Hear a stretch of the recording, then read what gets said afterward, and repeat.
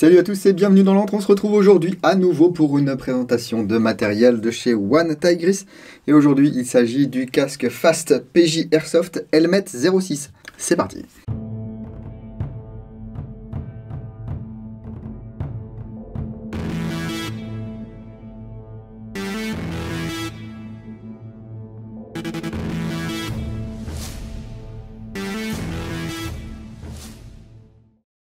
Merci beaucoup à toute l'équipe de One Tigris pour m'avoir envoyé ce casque afin que je puisse le découvrir, le tester et vous le présenter.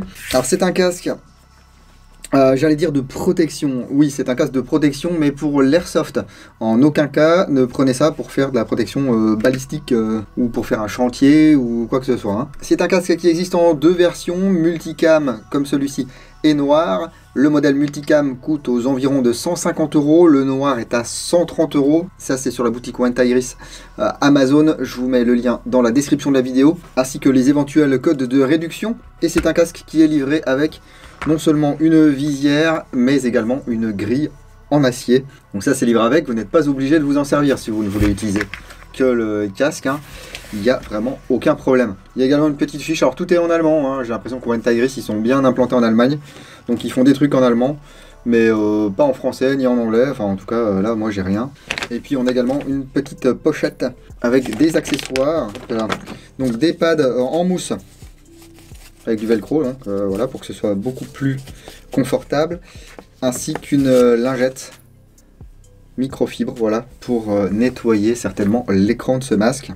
Donc il y a des pads latéraux, avant, arrière et un pad central. Ce casque One Tigris est composé en thermoplastique polyuréthane, donc ça va résister un petit peu au choc, mais c'est pas fait pour faire de la varap ou de la moto ou quoi que ce soit. Hein. Donc sur la coque ici c'est rigolo, hein, parce qu'on nous dit que c'est un modèle L et ici il y a écrit XL. Donc j'espère que ce sera pas trop grand pour moi. Sur la page Amazon, il y a deux trucs contradictoires. Il y a 52 à 60 cm de tour de tête et 56 à 64 cm de tour de tête. Moi, je pense qu'on peut tabler sur la deuxième option. Ici, on voit qu'on a un système de réglage, voilà, avec une molette qui va serrer ou desserrer les éléments latéraux là qui sont recouverts de feutrine. Donc il y a des patchs en velcro ici pour venir justement poser c'est hop là, petite protection, hein. Donc il y a les latérales également ici. Voilà, je suppose que ça doit se poser à peu près comme ça. Sur le devant là, il y a également une espèce de feutrine et puis c'est assez mou, donc c'est pas mal, hein, pour le front. Donc c'est un profil Fast MT, hein, avec des rails latéraux ici, des attaches rapides. Ça vous permettra par exemple d'attacher les masques de protection One Tigris que je vous ai présenté il y a quelques temps. La petite corde élastique ici, l'attache pour mettre des NVG ou une GoPro et des bandes de velcro là sur l'arrière, le dessus et les côtés. D'ailleurs il y a un patch qui est fourni, un petit patch One Tigris. C'est sympa, des ouvertures ici pour laisser s'échapper la chaleur et éviter de trop transpirer. Et ce qui est sympa, c'est que c'est le motif multicam d'origine. Alors c'est rigolo, c'est que... Alors je ne sais pas ce qui se passe en Californie les gars, mais sur l'étiquette ici, on vous met un petit avertissement. Proposition 65 warning for California customers. Warning cancer and reproductive harm. Bon, donc ils ont été obligés de mettre ça je pense sur cette étiquette parce qu'il y a certainement, je ne sais pas, un produit ou quelque chose, la peinture, le plastique... Je ne sais pas, la Californie ils sont un petit peu perchés parfois, de toute façon tout est cancérigène. Mais à l'heure actuelle, même en vivant la vie la plus saine possible, rien que de respirer de l'air ou boire de l'eau, ça vous tue. Donc voilà, un petit feu. Donc voici pour ce casque. On va passer maintenant à l'ensemble de protection. Et c'est là que quelques dents vont grincer, et oui, il n'y a pas l'agrément EN 166F Chéri. Bon, en fait, j'ai reçu la documentation avec les tests et la norme EN 166, mais après avoir tourné la vidéo. Donc effectivement, c'est normé, ça répond au CE, c'est validé. Donc faites comme si je n'avais rien dit. Je vous laisse quand même les tests sur la visière parce que c'est rigolo de tirer sur des trucs. Par contre, il y a l'ANSI 280.3 et dans l'ANSI 280.3, il y a un test à l'impact par une bille de 15,8 mm et de 15,8 g lâchée depuis 1,27 m et ça ne doit pas fendre la visière.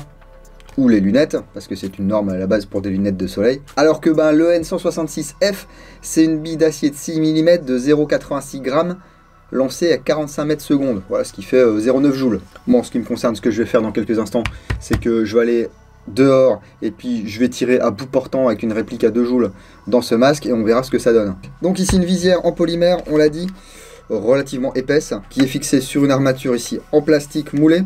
Et puis dessus, il y a également une grille en acier qui est en partie collée, en partie vissée. Et ça va être maintenu sur le casque via des rails latéraux ici. Et puis ensuite, une glissière. Ça va être pour régler ça, la distance entre le masque et votre visage, pour ajuster le masque au mieux sur votre visage. Et comment ça fonctionne? Et bien voilà, regardez. Ici, on fait glisser sur le côté, comme ceci.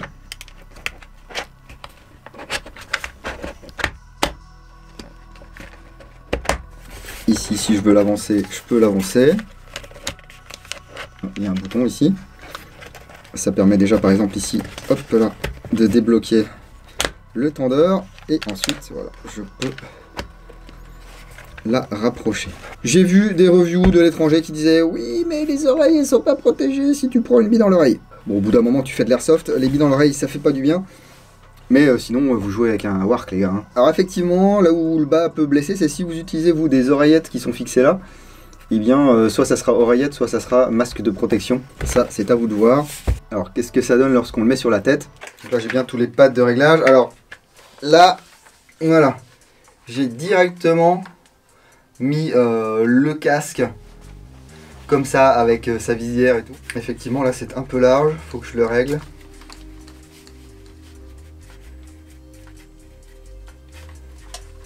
Voilà, là c'est pas mal. Donc on a la jugulaire ici, qui est pas du tout réglée. Non, elle est pas du tout réglée. Donc enfin, c'est plus une mentonnière qu'une jugulaire. Bien sûr, sa taille peut être réglée. Et là donc, en actionnant les deux boutons, je peux, ici, vous voyez, par exemple si j'ai de la buée, mais normalement je devrais pas avoir de buée avec ce système, eh bien je peux laisser un petit peu d'air ici, en me cachant derrière un arbre ou quoi. Alors, voilà, hop, on peut, là par exemple, ça touche mon nez. J'ai pas envie que ça touche mon nez, moi. Voilà.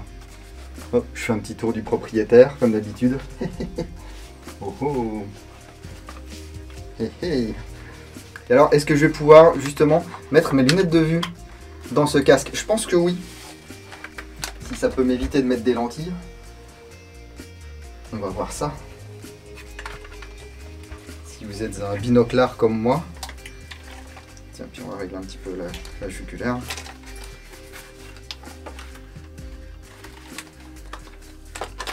La mentonnière. Ah ouais. Ça s'appelle une jugulaire, on n'y peut rien. Mais... Donc, hop là. Donc. Et top. Donc la mentonnière cette fois-ci. Hop, ça passe. Voilà. Et là, effectivement, je peux avoir mes lunettes de vue. Et je peux aller en jeu. Là, j'ai aucun doute que ça va me protéger le bas du visage. Mais est-ce que du coup, cette visière va me protéger efficacement des billes? Eh bien, j'ai demandé à One Tigris qu'ils me fournissent une visière de rechange. Ça va me permettre d'aller tirer dessus à bout portant à 2 joules avec un snipe, de la bille 0,48. Je serai même à 2 joules 15, les gars. Voilà, je vous l'avoue, 2 joules 15. Et on va voir si ça résiste. Ok, voilà l'installation. On va voir ce que ça donne. Hein. Donc bille 0,48 avec ce snipe, on est à peu près à 2 joules 15. 2 joules 15 et bah, je vais pas commencer à bout touchant, hein. Je vais mettre, allez, on va dire à 1,50 m, 2 mètres pour commencer, parce que s'il y a un mec qui vous tire dessus à bout touchant avec un snipe à plus de 2 joules, je pense que lui il faut plus qu'il touche une réplique d'airsoft de sa vie. Alors je vous avoue que là le plus gros risque c'est que moi je reprenne une dans la cuisse, donc j'ai mis quand même des lunettes de protection.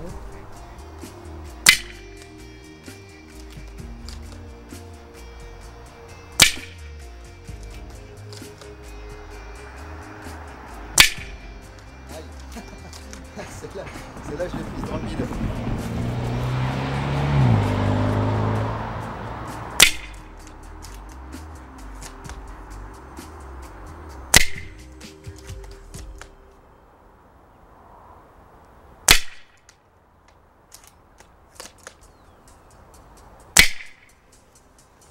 Alors qu'est-ce que ça donne?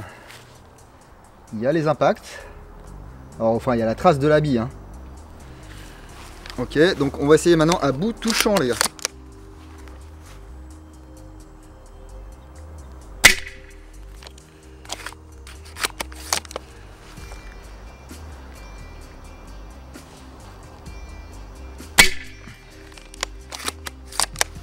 Ça résonne, hein, mais ça a l'air de tenir. Hein.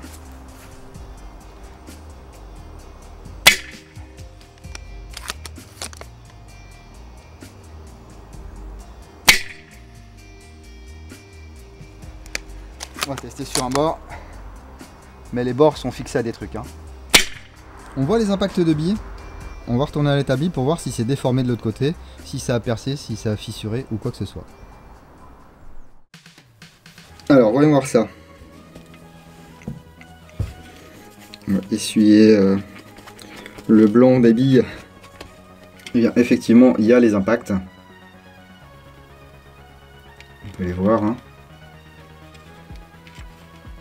Ça a déformé la couche superficielle ici. De Joule 15 à bout portant et à bout touchant, les gars. De l'autre côté ici, il n'y a pas de fissure. Sur celui du haut, là, il y a une légère déformation. Mais ça a tenu le coup. Donc ça devrait tenir le coup pour une bille à 350 fps tirée à 45 mètres ou 50 mètres. Moi, j'irai sur le terrain avec ce casque. Voilà, en plus, il est relativement confortable. L'ensemble pèse 900 grammes. C'est pas non plus ultra lourd. Bon, si vous rajoutez une GoPro, des accessoires, forcément, ça va peser un petit peu plus. Mais moi, ce qui va me déranger le plus sur ce genre de système, alors c'est pas que ça soit pas EN166F, c'est que là, le masque va vous empêcher d'épauler correctement. Et regardez ici, ça vient toucher. Si je suis bien mis, bon bah voilà. Comme ça, en airsoft, c'est pas possible, les gars. Donc là, on a vraiment un schisme avec ce casque. Si vous jouez qu'au PA ou quoi que ce soit, ça va le faire. Mais sinon, bah, il vous faudra quelque chose qui vous permette d'épauler. Ou alors tirer comme ça, je ne sais pas, mais c'est pas génial.